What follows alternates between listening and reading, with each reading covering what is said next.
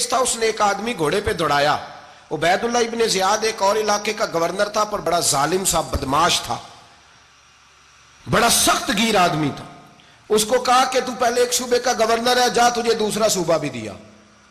اس طرح کار فوری طور پہ کوفے پہنچ اور جا کے مسلم بن عقیل کو گرفتار کر, جو آدمی ان کا ساتھ پھر بھی دے اسے قتل کر دے.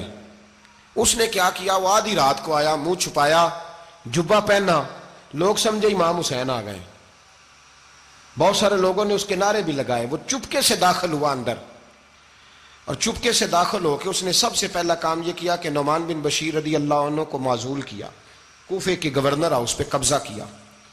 پھر اس نے اسی وقت سوئے ہوئے سرکردہ لوگ, جس طرح ایک گاؤں کا چودھری دوسرے کا محلے میں قبیلوں کے جو لوگ تھے چودھریوں کو بلایا, کچھ کو سزائیں دیں, کچھ کو سخت کہا, کچھ کو ان کے عیب گنوائے کہ وہ تمہارا فلانا مسئلہ پھر خراب کر دوں گا, بلیک میل کیا. صبح ہونے تک حالات اگر تم نے میرے قابو میں نہ کیے تو یاد رکھنا بڑا مشکل ہوتا ہے حق پہ کھڑا ہونا. بڑی چیزیں لوگوں کو یاد آتی ہیں, اللہ جانتا ہے.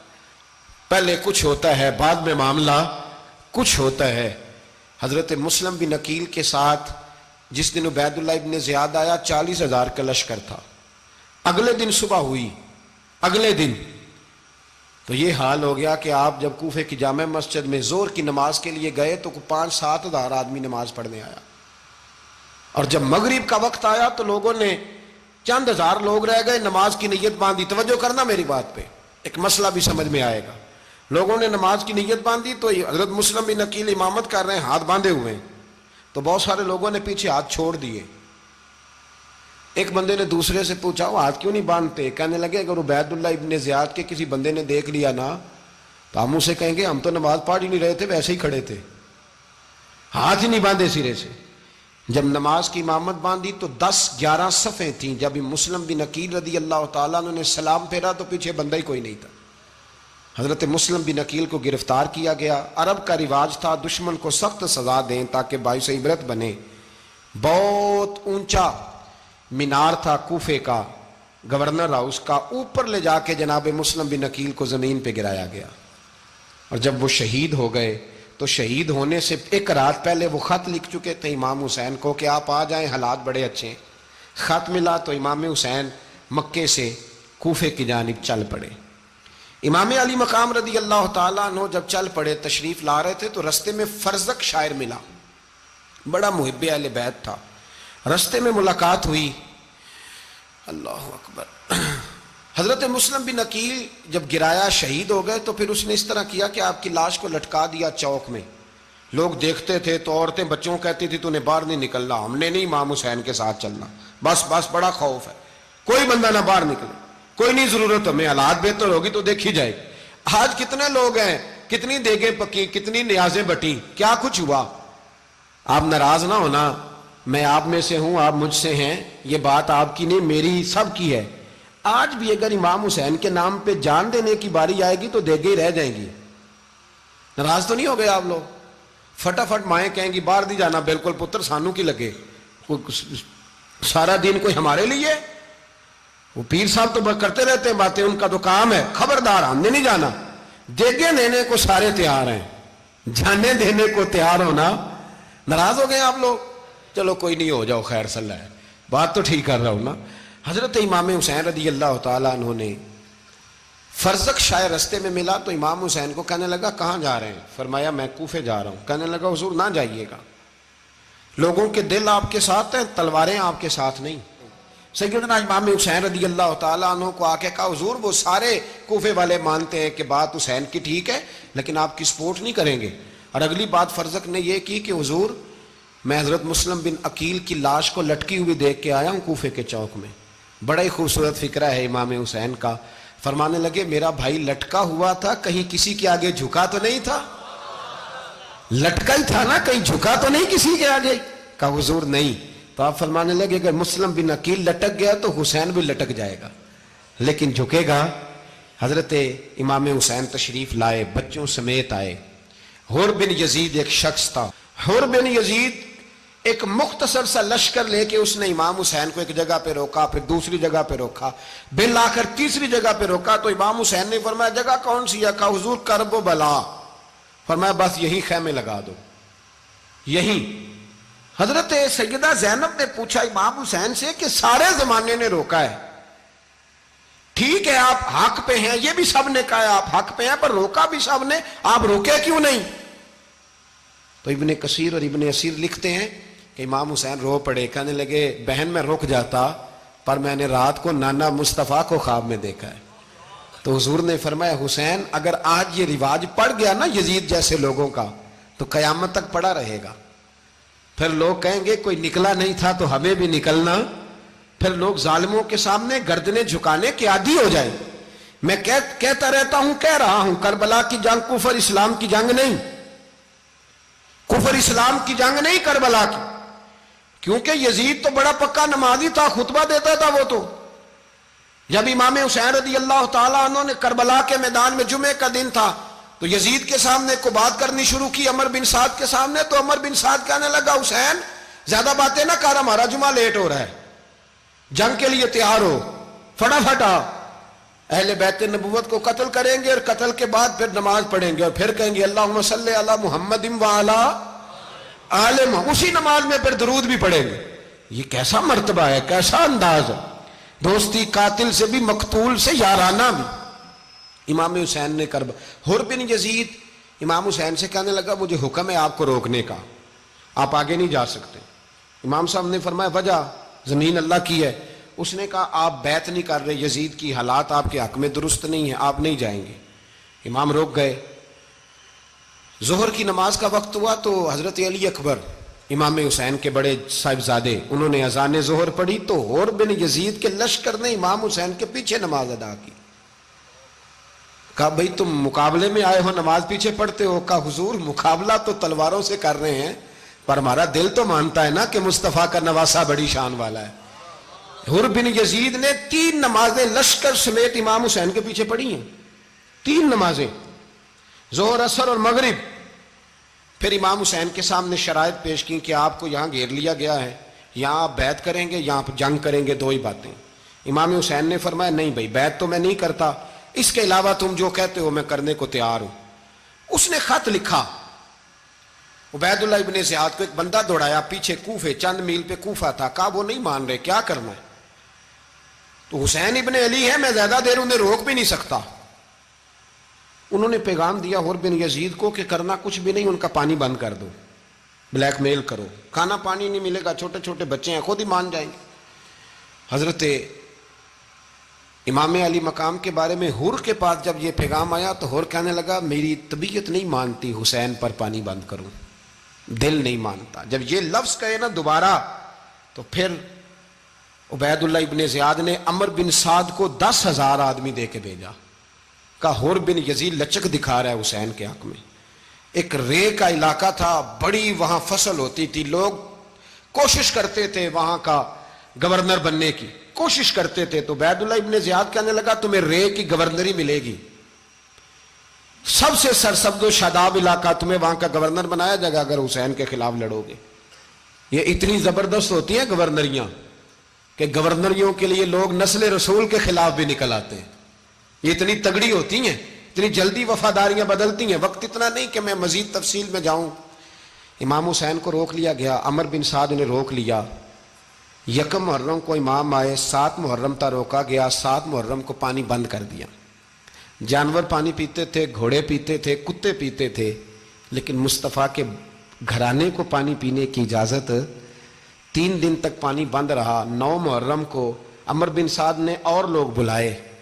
شمر ایک بڑا سخت آدمی تھا، سنگ دل بدبخت، جس نے حضرت علی اصغر کے گلے پر تیر مارا تھا، وہ اور لشکر لے کے آیا۔ رات کو کہنے لگا امام حسین رضی اللہ تعالیٰ عنہ سے کہ بس بڑا ہو گیا، یہ 9-10 محرم کی درمیانی رات، یہاں آپ جنگ کریں گے یا آپ بیعت کریں گے، 2 ہی باتیں۔ امام حسین اندر گئے، سیدہ زینب سے مشورہ کیا، باہر آئے، فرمایا بات وہی ہے جو پہلے دن والی ہے۔ امام حسین رضی اللہ تعالیٰ عنہ نے فرمایا بھئی بیعت تو میں نہیں کرتا، باقی جو تمہارا پروگرام ہے۔ शिमर और इब्ने साद कहने लगे फिर जंग के लिए तैयार हो जाएं। क्या अंदाज है इमाम हुसैन का। फरमाने लगे कल जंग करूंगा, मुझे पता तो है जंग का नतीजा क्या निकलना है, एक रात मुझे दे दो ताकि मैं खुल के अपने रब की इबादत तो कर लूं। हुसैन ने जाना है, मुझे पता है कल रिजल्ट 72 और 22,000 का क्या एक रात मुझे दो, मैं मालिक से राज न्याज तो करूं। मैं गोया उससे पूछूं तो सही कि मालिक मेरे वालिद भी शहीद हैं, भाई भी शहीद हैं, नाना को भी दुखों में देखा है, तो अब मेरी बारी है, तो मालिक मैं हाजिर हूं, मुझे मौका तो दो। इसलिए कि मेरे नाना ने बदर में भी सारी रात इबादत की थी, सुबह मुझे मौका दो। और दुनिया का उसूल है जब कोई मौका मांगता है तो दिया जाता है।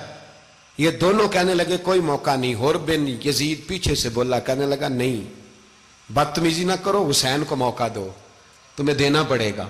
मौका दिया। हुर बिन यजीद ने फिर मिन्नत की, कहा हुजूर आप मेहरबानी करें मान जाएं। फरमाया मानने वाला खाता कोई नहीं। ये बड़ा मुश्किल काम है भाई, जमीर का सौदा अब तो आम हो गया, बाजार लगते हैं, रेट लगते हैं, अपनी अपनी चाहतों पे लोगों ने अपने अपने अंदाज सजाए हुए।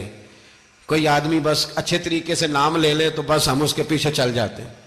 अब तो आम हो गया ये मामला। इमाम हुसैन ने फरमाया हो ही नहीं सकता, मुमकिन ही नहीं है। सारी रात इबादत में गुजरी, रियाजत में गुजरी। तहज्जुद का वक्त हुआ तो घर वालों को बुलाया, फरमाया देखना तुम्हारी सी की आवाज ना बाहर आए, खबरदार सी की आवाज ना आए। और इमाम ज़ैनुल आबिदीन से फरमाया तू बीमार है, तू जिहाद नहीं करेगा, लेकिन ख्याल रखना पीछे।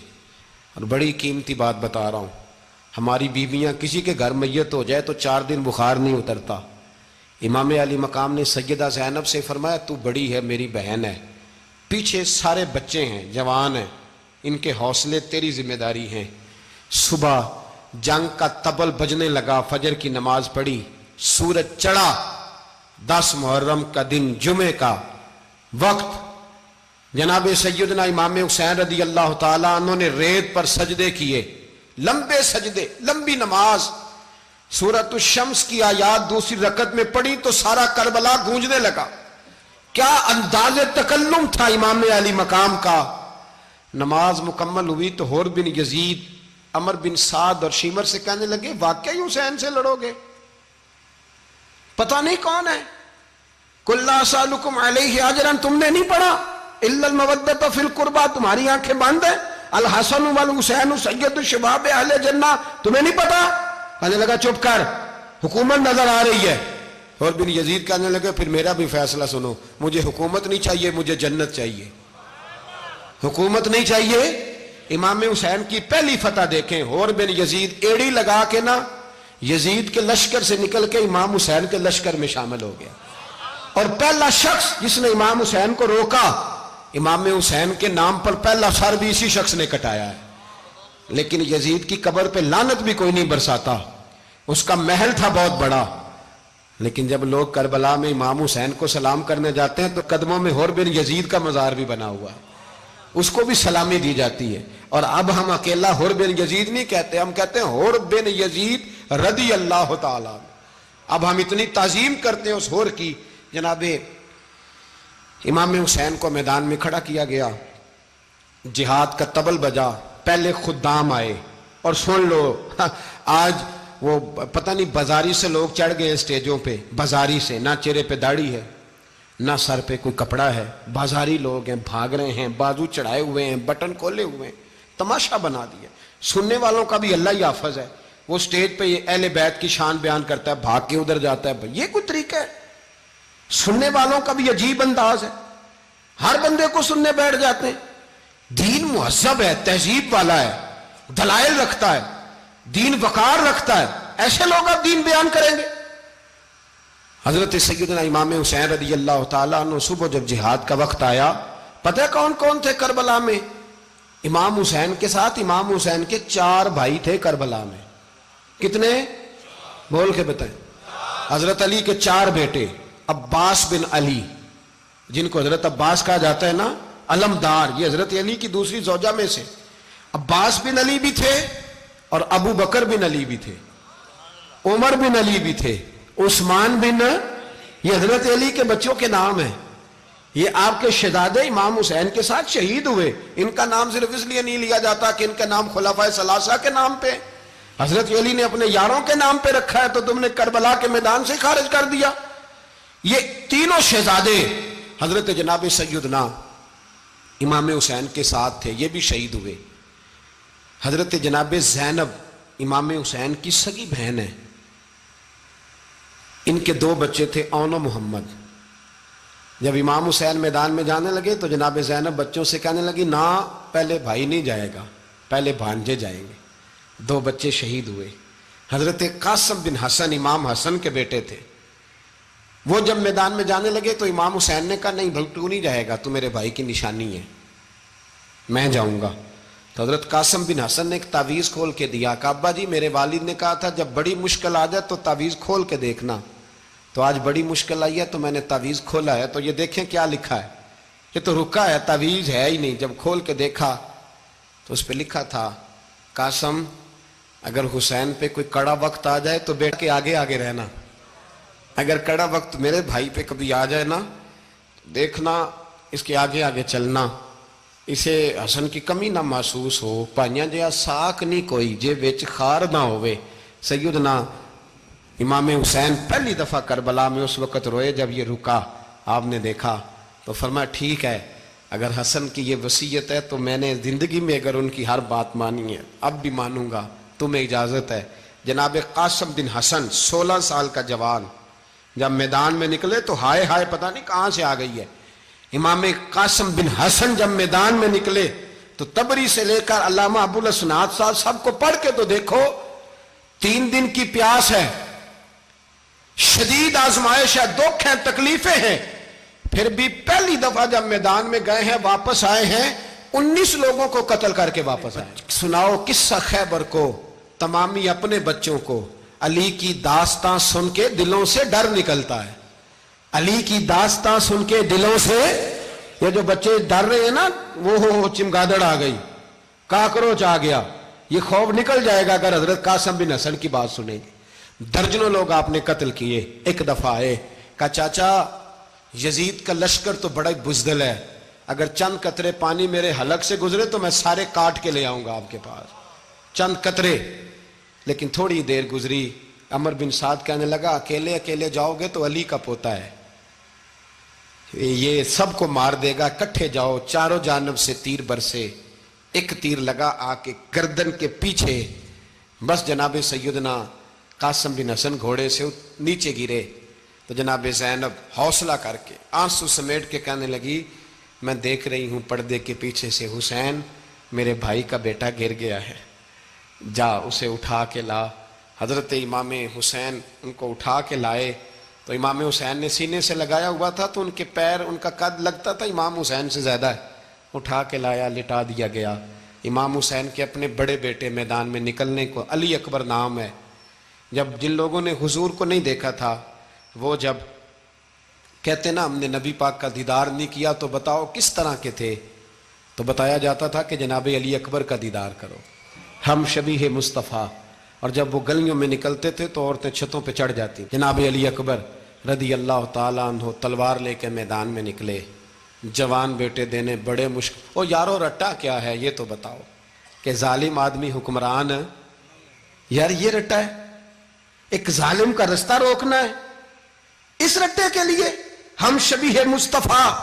جناب سیدنا امام علی اکبر میدان میں نکلے, بڑے لوگ مارے, بڑے, پھر ایک تیر ان کے بھی گلے میں لگا, اور جب وہ گرے نا زمین پہ تو حضرت امام حسین دوڑ کے آئے, دوڑ کے, اور جب تشریف لائے تو ان کے گلے سے تیر کھینچا تو ایک جملہ لکھا ہے صاحب تبری نے, اس نے حد کر دی. کہنے لگے تیر کھینچا تو امام حسین کی آنکھوں میں آنسو آئے, کہنے لگے کاش جناب ابراہیم آج میرے سامنے ہوتے تو میں انہیں کہتا کہ آپ نے تو بیٹا ذبح کرتے وقت آنکھوں پہ پٹی باندھی تھی, دیکھو میں کھلی آنکھوں سے بچے ذبح کر رہا, کھلی آنکھوں. کاش جناب ابراہیم خلیل ہوتے تو انہیں کہتا. جناب علی اکبر بھی شہید ہوئے. حضرت علی اصغر کو تو اچانک اٹھایا تھا امام حسین, باہر نکلے تو گردن پہ تیر لگا تو 6 مہینے کا بچہ وہ بھی شہید ہوا. خون اچھالا آسمان کی طرف تو کہا مولا دیکھ لے, میں نے 6 مہینے والا بھی نہیں بچایا, وہ بھی دے دیا ہے. پھر حضرت عباس کو بیٹیوں نے کہا کہ اب نہ کچھ کہتے ہیں پہلے شہید ہوئے، کچھ نے لکھا بعد میں کہ اب ہم سے پانی کے بغیر نہیں رہا جاتا، تو جناب عباس پانی کا مشکیزہ لے کے نکلے باہر، ایک ہاتھ کٹا، دوسرے پہ مشکیزہ وہ بھی کٹا، پھر پانی تو بھر لیا تھا لا نہ سکے، پھر گردن کٹی تو شہید ہوئے۔ بچوں کی بھی شہادت ہوئی، پر جب ان کا لاشا اٹھایا تو امام حسین کہنے لگے مولا اب نہ حسین کی کمر کمزور ہو گئی ہے، اب کمزور ہو، اور بھائی ایک میت ہو جائے تو 4-5 دن تو پوری آنکھیں نہیں کھلتی، کیسا جری خاندان ہے۔ تھوڑی دیر گزری تو امام علی مقام نے پٹکا باندھا، سر پہ دستار باندھی، مولا علی کی تلوار پکڑی، نبی پاک کا امامہ باندھا اور گھوڑے پہ سوار ہوئے تو کہنے لگے زینب گھر تیرے حوالے اور میں اللہ کے حوالے، گھر تیرے حوالے اور میں، اور پھر امام حسین نکلے، امام علی مقام نکلے۔ راوی کہتے ہیں کہ یہ جلوہ پہلے بھی بڑے سونے تھے، پر آج جو رنگ دیکھا وہ کبھی نہیں دیکھا۔ کیا انداز تھا، جدھر جاتے نعرہ لگاتے تو حد ہو جاتے۔ اتنے لوگ امام حسین نے کاٹے، اتنے کاٹے، پھر واپس پلٹ کے آئے اور کہنے لگے زینب ذرا پردے کے پیچھے سے دیکھ تو صحیح میری بہن، ان بزدلوں کو جرت ہی نہیں ہو رہی حسین کے مقابلے میں آنے، ایک دوسرے کو دھکا دیتے، تو جا تو جا، پھر اکٹھے وار ہوئے۔ یہ کون ہے کٹا ہوا، لباس ہے پھٹا ہوا، یہ بال یقین حسین ہے، نبی کا نور عین ہے۔ پھر چاروں جانب سے تیر برسے تو امام علی مقام چونکہ نماز کا وقت ہو گیا تھا، اترے گھوڑے سے، خون بہ رہا تھا، گرم ترین ریت سے تیمم کیا، سر سجدے میں رکھا، اور جب شمر آپ کی گردن کاٹنے لگا تو کہنے لگے ٹھہر جا ذرا رب سے ایک بات کر لینے دے، اور پھر بولے امام حسین، کہنے لگے مالک تو اب بتا کہ حسین سے راضی ہے کہ ناراض ہے، تو بتا۔ تو پھر ایک آواز آئی، یا ایتھا النفس مطمئنہ ارجعی الی ربک راضیۃ مرضیہ، فرمایا نفس مطمئنہ واپس آ جا، تو اللہ سے راضی ہے، اللہ تجھ سے راضی۔ امام حسین وہاں شہید ہو گئے۔ اب یہ قافلہ امام حسین کا سر کاٹ، ذرا دیکھنا غور کرنا، سر کاٹ کے نیزے پہ رکھا ہے، جسم کربلا میں پڑا ہے، عورتوں کو گھوڑوں پہ بٹھا کے لے جایا گیا یزید کے دربار میں۔ یزید پہلے عبید اللہ ابن زیاد نے بدتمیزی کی، پھر یزید نے کی۔ سعودی عرب کا ایک مولوی بول رہا تھا، سعودی عرب کا، ان سے بھی بڑا عشق ہے، جس نے تقریر سننی ہو میرے پاس ہے۔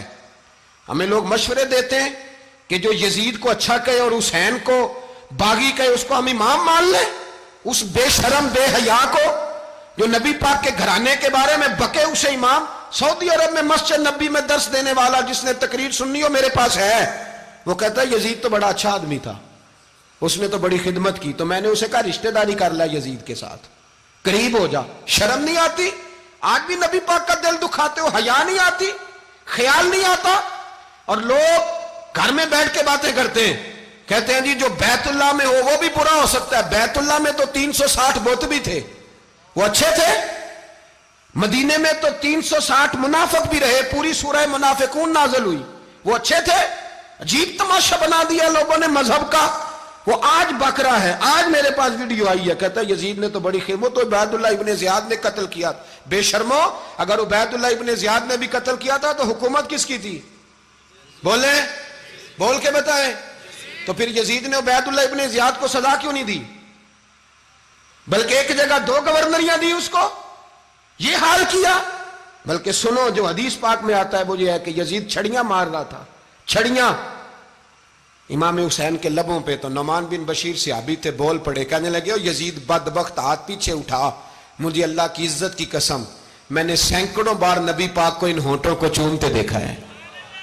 حضرت جناب زینب عورتوں کے مجمع میں پیچھے ہو کے بیٹھی ہیں، یزید کے پاس جب پہنچا لشکر تو یزید کہنے لگا دیکھو اللہ نے مجھے عزت دی اور میرے مخالفوں کا کیا حال ہوا۔ تو بی بی زینب بول پڑی، اتنے صدمے سہے پر آواز توانا ہے، جاندار ہے۔